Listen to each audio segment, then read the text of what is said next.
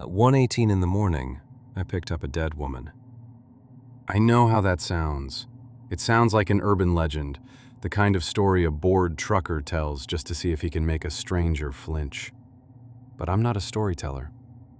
I'm the man who, for 4 years, hasn't been able to look into a rearview mirror without seeing her reflection smiling back at me. She didn't have a phone, she didn't have a pulse, and according to the coroner, Claire Mendez had already been dead for 6 hours when she opened my car door and sat in the back seat. This is what happened that night.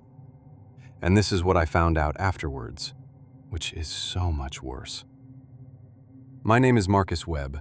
I'm 31 years old, and I live in Delaware Creek, Tennessee.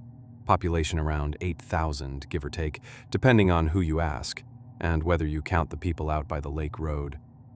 It's the kind of town where the Walmart is the biggest building for 30 miles, where everyone waves at cars they don't recognize just out of habit, and where absolutely nothing interesting ever happens. I drove Uber part-time on weekends. Have to understand something about Uber in a town like Delaware Creek. It's not like the city. You're not doing 12 rides an hour. You're not stuck in traffic. You're not picking up strangers from bars every 20 minutes. On a busy Friday night, I might get 6, 7 rides total. Mostly people going to the Applebee's on Route 7 or coming home from the one bar we have that stays open past midnight, a place called Toby's that smells like old carpet and plays the same country playlist on loop. I knew most of my passengers by name. That's the thing about driving Uber in a small town. You're not anonymous. People recognize your car. Half the time, they'd get in and say, "Oh, hey, Marcus, how's your mama doing?" It was comfortable, easy, safe. Or at least I thought it was. I'd been out since 9 that Friday. It was slow, like most Fridays in October after the summer crowd leaves. By 1 in the morning, I'd done 5 rides, and I was thinking about calling it a night when the ping came in. Pickup on Hargrove Street. I knew Hargrove.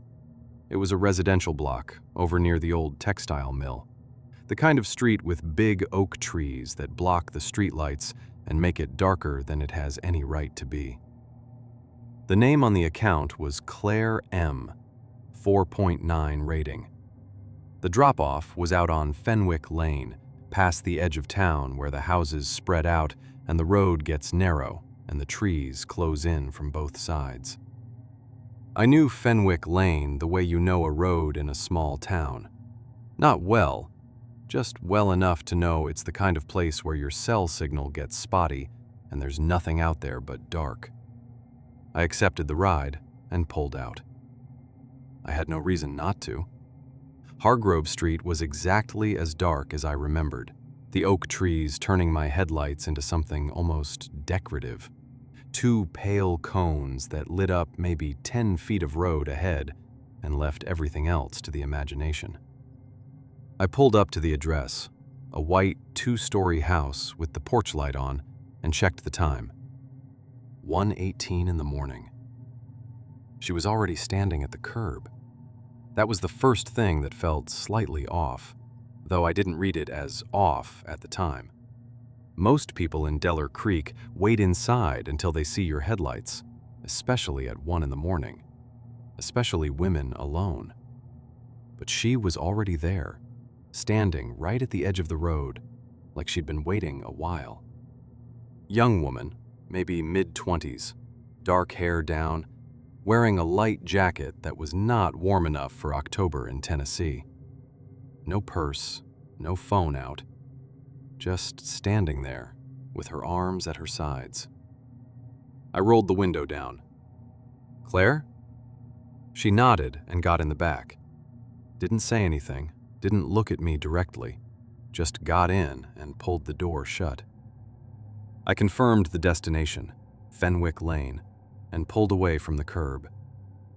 The road out of Delaware Creek is quiet at 1 in the morning. Quiet like you don't get in a city. No ambient noise, no distant traffic. Just the engine and the tires and whatever's on the radio.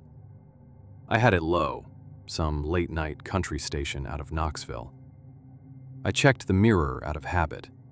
She was sitting behind me on the passenger side, looking out the window at the dark going past. Everything was completely normal. And then, 12 minutes into the drive, my phone rang. The name on the dashboard screen stopped me cold. Claire M. I stared at the display for a full 2 seconds. My phone was in its holder on the dash. The call was coming in from the number tied to the rider account. The number belonging to the woman sitting 4 feet behind me. I looked in the mirror before I answered. She was looking out the window, not at her phone, not at me, just at the dark going past, like she hadn't heard anything. My phone kept ringing. Claire M. I answered it. Hello? Is this Marcus? Yeah, who? This is Claire Mendez. I have an Uber booked. I'm standing on my porch on Hargrove Street. I've been out here for 20 minutes. The app says you picked me up, but I'm looking at the street and it's empty. There is no car here. Marcus, who did you put in your car? I didn't answer immediately. I was doing 2 things at once, processing what she was saying and becoming extremely aware of the stillness of the woman in my back seat, the way she hadn't moved, hadn't shifted, hadn't reacted at all to the sound of my phone ringing 2 feet in front of her. I picked up a passenger at 118 Hargrove Street. She confirmed the name. That wasn't me. I was inside. I'm looking at the street right now and there's no car here. Someone got in your car who isn't me. Is there someone with you right now? Can she hear you? I kept my eyes on the road. I did not look in the mirror. My hands were tight on the wheel, and I could feel my pulse starting to climb. I'm going to call you back, I said, and ended the call before she could say anything else. The road ahead of me was empty and dark, trees on both sides, no lights, no houses, no other cars. We were about halfway to Fenwick Lane. I sat with that for 4 seconds, 4 very long seconds. Then I looked in the rearview mirror. She was already looking at me. She knew exactly what I'd just found out. She'd turned her head while I was on the phone. She was watching me in the mirror with an expression I've spent weeks trying to put words to, and I still can't quite get it right. It wasn't aggressive. It wasn't panicked. It was calm. Deeply, unnaturally calm. Like whatever I'd just found out didn't change anything for her. Like she'd expected it and was simply waiting to see what I'd do next. "Who are you?" I asked. She didn't answer. She held my eyes in the mirror for a heartbeat, and I realized with a jolt of pure electric terror that her pupils weren't reacting to the dashboard lights. They were fixed, wide and black, swallowing the gray-white of her irises. Then, she simply looked back out the window, as if the question didn't apply to her, as if I were the one who didn't belong in the conversation. My first instinct was to slam the brakes, to scream, to kick the door open and run into the woods. But the rational part of my brain, the part that was desperately trying to build a bridge back to sanity, held me in the seat. It's a glitch in the app, I told myself. A prank, a twin, a mistake. But the air in the car was getting colder. I could see my own breath now, a frantic white mist in the air, but the back seat remained clear. She wasn't breathing. She was just sitting. I kept driving.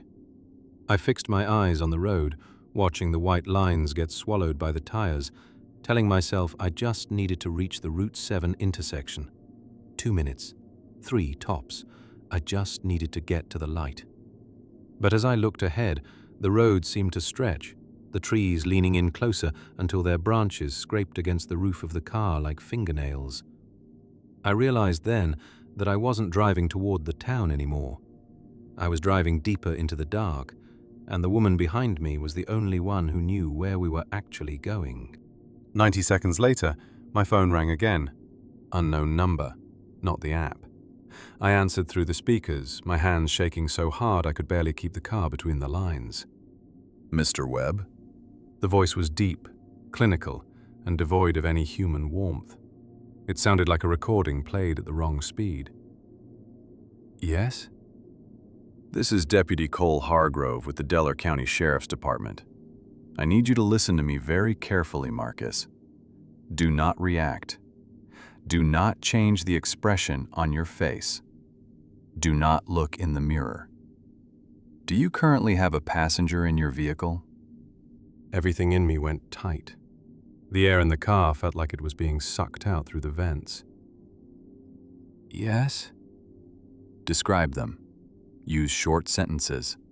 Act like you're talking to a friend. I swallowed, the sound loud in the silent cabin. Female, young, dark hair, light jacket. We're heading to Fenwick. The silence that followed lasted exactly 3 seconds. In the dark, at 1 a.m, 3 seconds is enough time for your brain to invent 1,000 ways to die. Mr. Webb, stay calm. The Uber account you're currently servicing belongs to Claire Mendez. Claire was found in her home on Hargrove Street at 7:45 this evening. She didn't die quietly, Marcus. Her phone was missing from the scene, and the GPS on that phone is currently registering from your vehicle's location. We don't know what is sitting behind you, but we know it isn't Claire. Tell me exactly where you are. The radio was still playing, some song about a back road and a pickup truck. The most normal sound I'd ever heard in my life, and I was gripping the wheel so hard my knuckles had gone white, and I could feel my heart slamming against my ribs like it was trying to get out. I looked in the rearview mirror. I couldn't help it. She was smiling. Wide, slow and wide, the kind of smile that takes its time, that unfolds like it's enjoying itself. And she shook her head, looking straight at me in the mirror, shaking her head like she could hear every word coming out of those speakers, and she was telling me very clearly not to answer. Mr. Webb, you still with me? I'm here. I'm on County Road 9, heading toward the Fenwick Lane turnoff.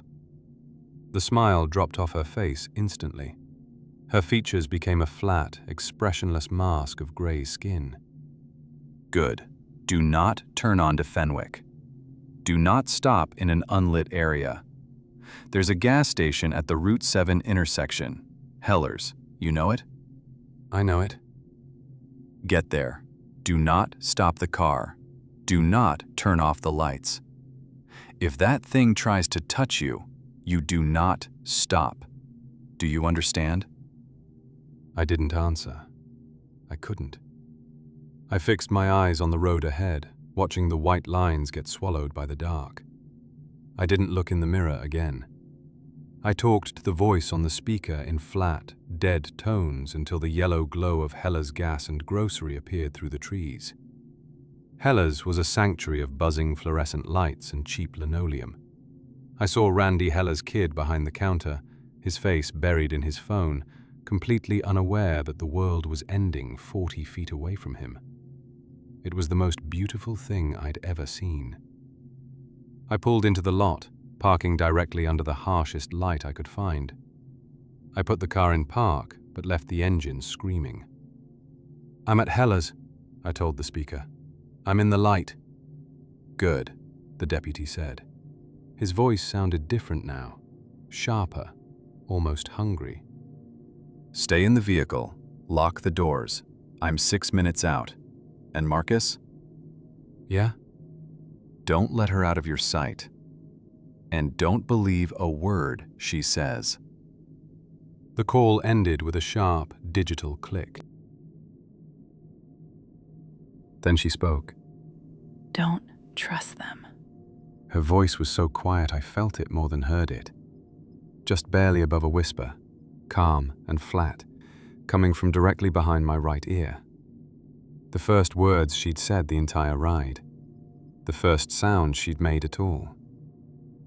I went completely still, hands on the wheel, eyes forward. Everything in my body just stopped. They're not who they seem to be. I did not turn around. I could not turn around. I sat there frozen in my own driver's seat while every hair on my arm stood straight up, and the fluorescent lights hummed overhead, and Randy Heller's kid scrolled through his phone 40 feet away, completely unaware that I was in the parking lot, having what I can only describe as the worst moment of my life. I didn't respond. I didn't know how to respond. My brain was doing the same thing it had done on the road, building exits, reaching for explanations. But there were none left. All the exits were gone. I was in a lit parking lot, 4 minutes from a sheriff's deputy, and I was more afraid than I had been at any point on that dark road. Because at least on the dark road, she hadn't spoken. At least on the dark road, there was still some part of my brain holding out the possibility that this was explainable. You should have kept driving. I don't know what made me respond. Maybe it was the exhaustion. Why? Why should I have kept driving? She laughed. Not loud, the way someone laughs when they find something genuinely funny but don't want to be rude about it. Do you know any deputy named Cole Hargrove? That was all she said. And I stopped. The question hit me like a physical blow to the stomach.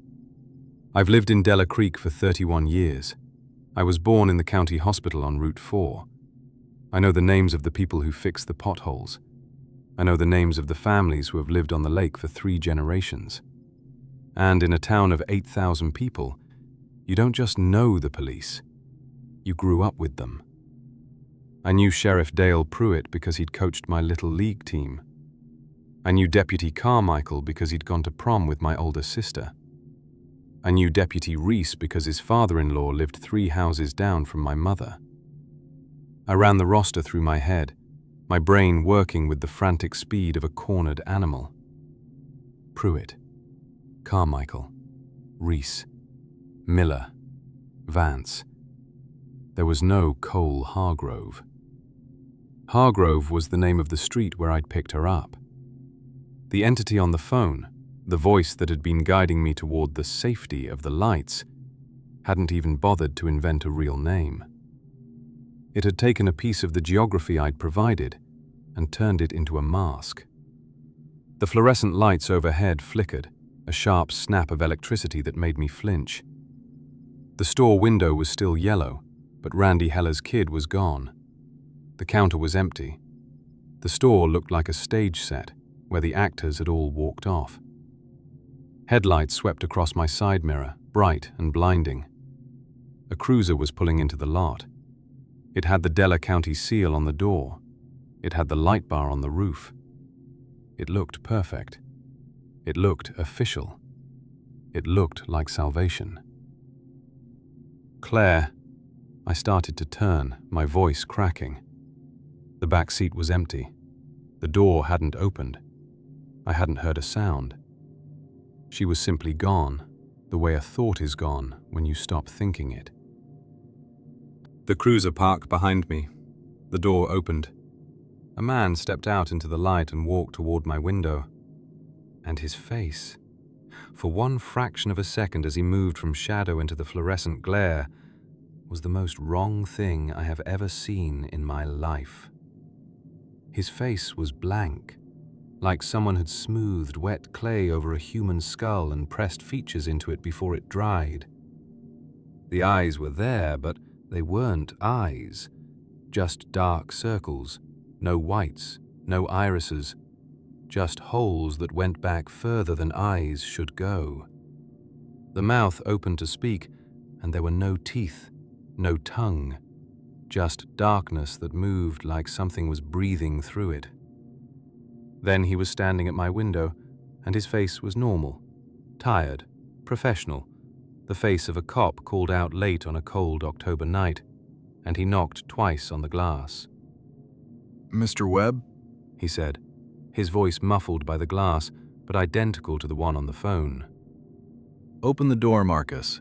We need to get you out of the car before she tries anything else." I looked at the store. Randy Heller's kid was back, but he wasn't looking at me. He was standing perfectly still behind the glass, his face pressed against the window, his eyes wide and unblinking, watching us. Marcus, unlock the door. It's not safe to stay in the car. We have Claire's body in the back of the cruiser. We need you to identify the personal effects. I did not open the door. Mr. Webb! He knocked again. 2 knuckles on the glass, became more impatient. It's cold out here! Open up! I looked at the badge. Even through the glass I could read it. Della County Sheriff's Department, Hargrove, C. The name on the badge was Hargrove. The name of the street I'd picked her up on was Hargrove. I put the car in reverse. He didn't move. That's the thing that should have told me everything. When I put it in reverse and the engine changed pitch and the backup lights lit up the front of his cruiser, he didn't step back, didn't raise a hand, didn't do any of the things a real person does when a car starts moving toward them. He just stood there and watched me through the glass with that tired professional face and said something I couldn't hear through the window, his lips moving slowly, deliberately, like he wanted me to read them. I didn't read them. I pulled out of the lot and got back on Route 7, heading toward town, and I didn't look in the mirrors for a full 30 seconds because I was not ready to see what was behind me, whether it was him following or whether it was something else, something worse, something sitting in the back seat that hadn't been there a moment ago. I looked. Empty. Just the dark road going back the way I came, and far behind me, the yellow glow of Hellos getting smaller. No cruiser, no headlights, nothing. He hadn't followed me. I called 911 at 1:47 in the morning. Not the number from the call, not the app, not any number I'd been given. I dialed 911 from my own phone with my own hands, and I talked to a dispatcher named Greta, who I'd known since middle school, and who had a voice like warm coffee, and who told me, before I'd finished explaining, that she was already looking at an incident report filed at 7:52 that evening. Claire Mendez, Hargrove Street, deceased. We've had 2 other calls tonight about that address, Greta said, and her voice had changed, gone quieter, and I could hear her clicking through something on her computer. Marcus, where are you right now? Route 7, heading back toward town. I'm about 4 minutes out. Okay, keep driving. Don't stop. Dale's gonna meet you at the station. Greta, is there a Deputy Hargrove on the roster? Cole Hargrove. 3 seconds of silence. Marcus, we don't have anyone by that name. Sheriff Dale Pruitt met me in the parking lot of the station, and he was exactly who he'd always been. A big, quiet man with a grey moustache and the kind of calm that comes from 30 years of seeing things that don't make the paper. He let me talk. He didn't interrupt. He wrote things down in a small notebook and nodded, and when I was done, he was quiet for a moment, and then he said, Marcus, I need to ask you something, and I need you to think carefully before you answer. Okay. The drop-off on the ride, Fenwick Lane, what address specifically? I pulled up the app. Still there. The ride still technically in progress. The destination still blinking on the map at the end of Fenwick Lane. I read him the address. He stopped writing. What? I said. He turned the notebook around. He'd written the address down before I'd said it. That's where we found her. Claire Mendez. That's her address on Fenwick Lane, Marcus. She wasn't trying to get home. He looked at me over the notebook, something careful moving behind his eyes. Whatever was in your car, it was trying to take you to the place where she died. I sat with that for a moment, and then something broke open in my chest, and everything I'd been holding together for the last 2 hours came out at once. Dale. My voice didn't sound right. Dale. While I was driving, while I had that thing in my back seat, Claire called me. The real Claire. She was standing on her porch on Hargrove Street. She said she'd been waiting 20 minutes. She wanted to know who I'd put in my car. I heard how it sounded, and I pushed through it anyway. She was alive on that phone. I heard her voice. And whatever was sitting behind me, it had been dead for 6 hours. So how? I stopped. Tried again. How did a dead woman book a ride? How did her phone call me from 4 feet away without her touching anything? How does any of this exist at the same time? Because both of those things cannot be true simultaneously, Dale. And they both happened. And I was there for both of them. And I need someone to explain to me how that's possible. Dale didn't answer immediately. He looked at his notebook. And then there's the deputy, I said, because I couldn't stop now. Because it was all coming out whether I wanted it to or not. Cole Hargrove, Della County Sheriff's Department. That's who called me on County Road 9. Professional, calm, knew exactly what was in my car. Walks me through getting to Hella's step by step. Had a badge, had a cruiser, had everything. I looked at him. Except there's no Cole Hargrove. I know every deputy in this county, Dale. I've known most of them since I was a kid. And there is no Cole Hargrove. And the name, Hargrove, that's the street. That's the street where I picked her up. Whatever called me on that road took the first piece of geography I'd given it and turned it into a name and a badge and a voice.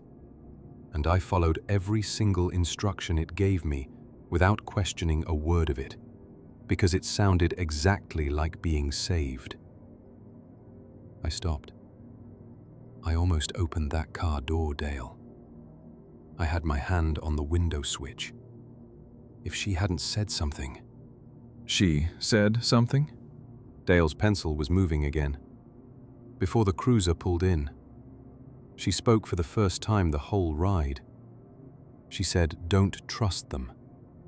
And then she said... I had to think about the exact wording, because the exact wording mattered. I understood that now. She said, "Do you know any deputy named Cole Hargrove?" Dale wrote that down. "That's what made me put it in reverse," I said. "She warned me. Whatever she was, whatever had been sitting in my back seat for 16 miles. She warned me about the thing that was pretending to help me." Dale closed his notebook. He looked at me for a long moment.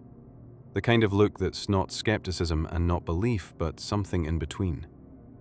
The look of a man recalibrating in real time. "Marcus, there's something I need to show you." He turned the notebook back around to the page with the address on it, and he held it steady under the fluorescent light. And below the address, below what I'd assumed was all he'd written, there was one more line, in smaller handwriting, pressed harder into the page like he'd written it before I arrived, before he'd decided whether to tell me. 2 other calls tonight, same address, different car. "What does that mean?" I said. Dale leaned back in his chair. The fluorescent light above us buzzed with the specific frequency of very late nights in small rooms. And outside the window, Deller Creek was dark and quiet and completely unaware. And Dale Pruitt looked like a man who had been carrying something heavy for longer than tonight. "Means you weren't the only driver who got a ping for Hargrove Street tonight. 2 other Uber drivers in the county got the same pickup request. Same account, same name." "They got it at the same time I did?" "Within 4 minutes of yours. First driver, kid named Beaumont, 22 years old, drives weekends out of Harlan. Accepted the ride, pulled up to Hargrove Street, sat at the curb for 6 minutes. Nobody came out. He waited, canceled, drove home. Didn't think anything of it. Second driver accepted the ride and pulled up to Hargrove Street 7 minutes after you did. By that point, you'd already left with the passenger. She was still there, standing at the curb. Same description you gave me. dark hair, light jacket, no bag. Second driver rolled the window down, said the name. She looked at him, and then she turned and walked back up the driveway and went inside, and the porch light went off, and he sat there for a minute and then canceled and drove away, because the whole thing felt wrong, and he didn't know why. I thought about that. About what it meant that she'd gotten into my car and not his. Why me? I said. Dale didn't answer that. Dale, why did she get into my car and not his? He was quiet for a moment that stretched long enough that I understood, with a specific sinking clarity, that he had a theory and was deciding whether telling me would help or hurt. Your full name, middle initial included, is Marcus Aaron Webb. Your mother's maiden name was Pruitt. Your grandfather on her side was Gerald Aaron Webb, who died in 1987. He let that land. Gerald Webb drove a cab out of Deller Creek from 1979 until October of 1987, when he had what the department at the time recorded as a breakdown. Pulled over on County Road 9, left the cab running, walked away. Never explained what happened. Retired 2 weeks later. Refused to talk about that night for the remaining 14 years of his life. Dale picked up his pencil and set it down again. I was 22 in 1987. I knew your grandfather. I knew what came before his retirement. And when Greta called me tonight and told me a driver had picked up something on Hargrove Street and made it to Heller's and was sitting in the parking lot refusing to open the door for a deputy who didn't exist, I knew before I left this building that the driver was going to be a Webb. The room was very quiet. This has happened before. To my grandfather, I said. Something like it. He never told me what he saw, but he slept with every light in the house on for 14 years, Marcus. And when he died, your grandmother said the last thing he said, the night before, was that he hoped it had found somebody else by now. I've been hoping that too, for 34 years. Every October I think about Gerald Webb, and I check the incident reports, and I hope. Tonight, it stopped being hope. Vance came back from Fenwick Lane at 3:47 in the morning, and he sat down across from me with his coat still on and his face arranged into the careful blankness of someone who has made a decision to be professional about something that he is not feeling professional about. "Tell me," I said. House is empty. Doors unlocked. No sign of forced entry. Lights off throughout. No disturbance inside. Place looks lived in, normal. Nothing out of place. We walked the property. There's a car parked on the street out front. Older model sedan. Engine's warm. Ran the plates. He looked at his notepad. Registered to Marcus Aaron Webb, Deller Creek. The first time he said it, I thought I'd misheard. He read it again from the notepad, same words in the same order, and I sat there and listened to my own name attached to a car I didn't own, parked outside the house where a woman had been murdered, and the room got very small very quickly. "My car is in your parking lot outside. I drove it here. I have the keys in my pocket." Vance nodded like this was consistent with what he'd expected me to say. State records show that vehicle was crushed at a salvage yard outside Knoxville in February 2021. The salvage yard confirmed it. They have the paperwork. They have the record of the crush. They have everything. He closed his notepad. The car that doesn't exist anymore is parked on Fenwick Lane with a warm engine. I looked at Dale. Dale was looking at his notebook. Somewhere in the building a phone was ringing that nobody was answering, and I sat there and listened to it ring and thought about Gerald Webb sleeping with every light on for 14 years and hoping it had found somebody else, and I understood, for the first time, with a completeness that left no room for argument, that it hadn't found somebody else.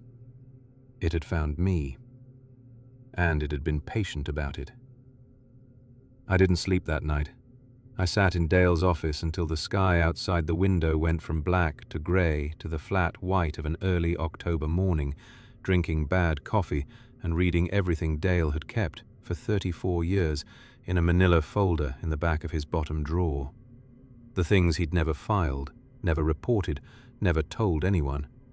The record of a night in 1987 that he'd spent his entire career quietly waiting to understand. Gerald Webb, October 9th, 1987. Cab dispatched to Hargrove Street at 1:15 a.m. Passenger confirmed name at pickup. Drove 15 minutes before an unexplained stop on County Road 9. Gerald found sitting in the driver's seat, engine running, staring at the road ahead, unresponsive for approximately 4 minutes. When he came back to himself, he told the deputy who found him, a deputy named Richard Cole, now deceased, whose last name I noticed and put down carefully in my mind, that there had been something in his cab, that it had spoken to him, that it had told him something he refused to repeat, that it had looked like a person he recognized. Dale's handwritten note in the margin, in different ink, added years later. Gerald's wife confirmed in 2001 that he'd told her once, privately, that the passenger had looked like his son. His son at 31. Gerald in 1987 was 29 years old. His son, Marcus's father, was 3. I put the folder down. I looked at the wall. My father died in a car accident when I was 4 years old. Single vehicle, County Road 9, October 2nd, 1995. No explanation ever found for why he left the road. The weather was clear, the road was straight, there was no mechanical failure. He was 27 years old. 3 times, 3 generations, same road, same month. Whatever this was, it had been working on my family for a very long time. I went home at 6 in the morning and I slept for 3 hours, and I woke up to a voicemail from a number I didn't recognize, left at 4:23 a.m. while I was still sitting in Dale's office. The voicemail was 11 seconds long. It was my voice. Not similar, not resembling. My exact voice. My specific cadence, the way I round certain consonants that I've never been able to hear in recordings until that moment. It said, "Don't let them tell you it's inherited. It's not inherited. It's waiting. There's a difference, and the difference is important, and I need you to understand it before October ends." Then a sound I couldn't identify, something between static and wind, and the line dropped.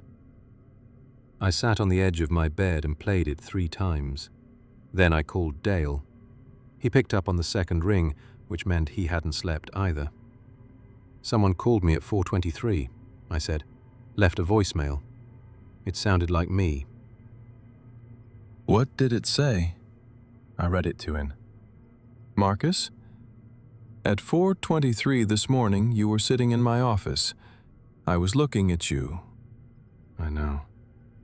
You didn't make any calls. I know. So who? I don't know, I said. But it knew about October. It said before October ends, which means whatever this is, it's not finished for this year. We're 2 weeks from November, Dale.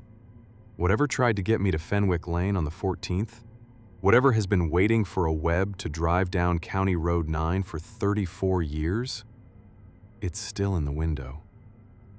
Dale was quiet for a long time. Come back to the station. Why? Because Vance went back to Fenwick Lane this morning, at first light. The car was gone. No tire tracks, nothing on the ground to suggest it was ever there. But Marcus, the house, Claire Mendez's house on Fenwick Lane, the front door that was unlocked last night. What about it? It's locked now, deadbolted from the inside. There's no other way out of the house. Vance checked every window, every door. They're all locked from the inside. Something locked itself inside Claire Mendez's house between 3 a.m. and 6 a.m., and it hasn't come out. I was already standing up. I'm on my way, I said. Marcus, Yeah? don't drive down County Road 9 to get here. The next 4 hours are harder to reconstruct clearly, partly because of what happened and partly because of the specific way extreme events compress and distort time. Some moments stretched out so long I can still walk around inside them. Others gone so completely I have only the residue, the emotional print, the knowledge that something occurred without access to the memory of it occurring. What I know with certainty: Dale had 4 deputies surrounding Claire's house on Fenwick Lane by the time I arrived. What I know with certainty: the front door was deadbolted from the inside, and all windows were locked, and there was no basement and no attic access. And by every conventional assessment, the house was sealed. What I know with certainty: when they finally took the door off its hinges at 9:15 a.m. and went inside, every room was empty. Every room except the kitchen. The kitchen table had been set for 2. 2 plates, 2 glasses, 2 chairs pulled out at angles, like whoever had set them had stepped away briefly and would be right back. In the center of the table, a single item: Claire Mendez's phone, which had been missing from the scene since the night of her death, which had been the source of the GPS signal tracking from my car, which the entire department had been looking for 16 days. The phone was on, unlocked, open to the Uber app. There was a ride in progress on the screen. The driver's name was Marcus Webb. The pickup was Fenwick Lane. This house, this address. The drop-off was a location on County Road 9 that I didn't recognize, a set of coordinates that didn't correspond to any address in the county system, that when Dale had a deputy drive out to them that afternoon, resolved to a pull-off on the shoulder of the road, unmarked, unremarkable, a place where the trees came in close from both sides and the ground was soft from the October rain. The place where my father had left the road in 1995. The place where, in 1987, Gerald Webb had sat unmoving for 4 minutes and listened to something in his back seat that he spent the rest of his life refusing to describe. The ride had been requested at 1:18 a.m. The driver had accepted it at 1:18 a.m. There was no record in the app of the driver accepting it. There was no record in my account of any activity that night after I'd canceled the original ride at Heller's. But the app said I was already on my way. I want to tell you that things got better after that. I want to tell you that Dale found an explanation, that the county tied it together, that there was a rational thread running through all of it that someone with enough patience could have followed back to something human and comprehensible. The car on Fenwick Lane was never explained. And I keep coming back to the voicemail. My voice at 4:23 in the morning while I was sitting in Dale's office. Don't let them tell you it's inherited. It's not inherited. It's waiting. There's a difference. I've been thinking about that difference. Inherited means it was always coming for me. Means Gerald Webb and my father and now me are just points on a line that was drawn before any of us were born. And the line ends wherever it ends, and there's nothing to be done about it. Waiting is different.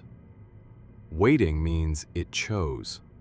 Means it comes back to my family not because of bloodline or fate, but because of something specific.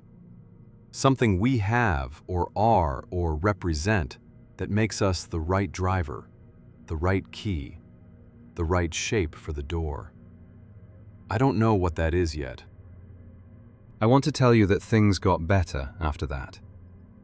I want to tell you that Dale found an explanation, that the county tied it together, that there was a rational thread running through all of it that someone with enough patience could have followed back to something human and comprehensible. The car on Fenwick Lane was never explained. The calls from the fake deputy came back in the carrier records as originating from a number that didn't exist. The carrier confirmed the number had never been issued to anyone. The calls were in my log, time-stamped, 47 seconds and 1 minute 12 seconds respectively, from a number that had never existed. I stopped driving Uber the next morning, logged out of the app, moved the icon to a folder on the last page of my phone where I wouldn't see it by accident, and told myself it was temporary, just until things settled, just until I felt like myself again. I still haven't logged back in. For about 6 weeks, I stopped driving after dark altogether. I shrank my world down to the dimensions of things I could verify, people I'd known for years, streets I could walk in my sleep, rooms with good light and no surprises. I left the television on at night, not for the noise, but for the light, for the way it kept the corners of the room from going fully dark. I checked the rearview mirror every 30 seconds by reflex. Every single time I got in the car, so consistently and so automatically that I stopped noticing I was doing it. The way you stop noticing the sound of a fan running until the moment it stops and the silence is louder than the noise ever was. I told people I was fine. I said it easily, the way you say things you've practiced, and most people accepted it because most people want to accept it, because the alternative is a conversation nobody knows how to finish. I was okay, or I was doing a very convincing impression of okay, and for a while, for longer than I'd like to admit, I genuinely could not tell the difference.